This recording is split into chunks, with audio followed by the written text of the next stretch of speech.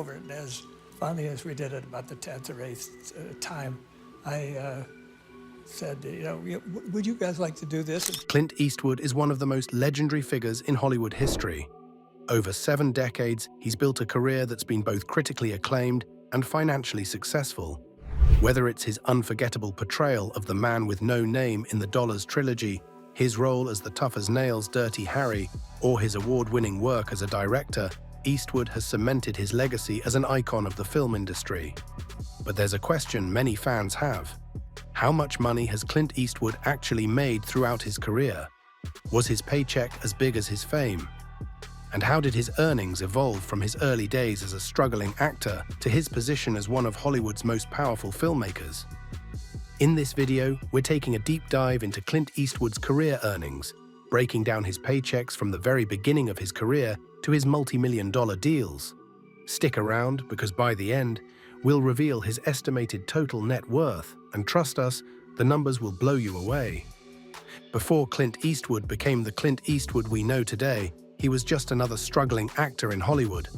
In the early 1950s, Eastwood landed a few minor roles but struggled to gain traction.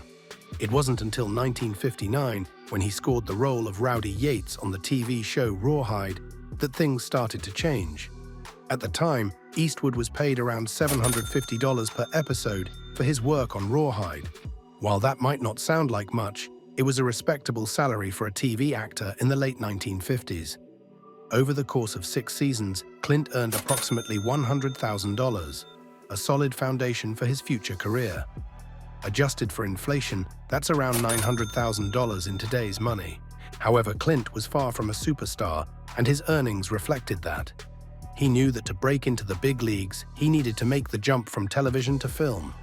Clint's first big break in film came in 1964 when Italian director Sergio Leone cast him as the lead in A Fistful of Dollars. This role marked the beginning of the famous Dollars Trilogy, which would catapult Eastwood to international fame. But despite the film's eventual success, Clint's paycheck for A Fistful of Dollars was a modest $15,000. To put that into perspective, the film grossed over $14 million worldwide, a massive success for the time. Eastwood's pay was a tiny fraction of the profits. For the second film in the trilogy, for a few dollars more, Clint's salary increased to $50,000. A significant raise, but still far below Hollywood's top earners. By the time he starred in The Good, the Bad, and the Ugly, his paycheck had jumped to $250,000. While $250,000 was a hefty sum in the 1960s, it was still a small price to pay for a film that would go on to gross over $25 million globally and become one of the most iconic westerns of all time. At this point, Clint's fame was growing, but his paychecks hadn't quite caught up yet. The 1970s marked a turning point for Clint Eastwood, both in terms of his career and his earnings. In 1971, Eastwood starred in Dirty Harry, delivering one of the most iconic performances of his career.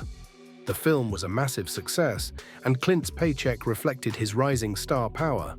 He was paid $500,000 for his role as Inspector Harry Callahan, a significant leap from his spaghetti western days. But Clint wasn't just acting anymore. By the late 1970s, he was also directing and producing films, which meant he was starting to take home a much larger share of the profits. For films like The Outlaw Josie Wales and Escape from Alcatraz, Eastwood's salary topped $1 million, firmly establishing him as one of Hollywood's top earners. In the 1980s, Clint Eastwood's career entered a new phase. By this time, he had transitioned from being just an actor to a full-fledged filmmaker, often taking on multiple roles as director, producer, and star. This gave him much greater control over his projects and a much larger slice of the pie.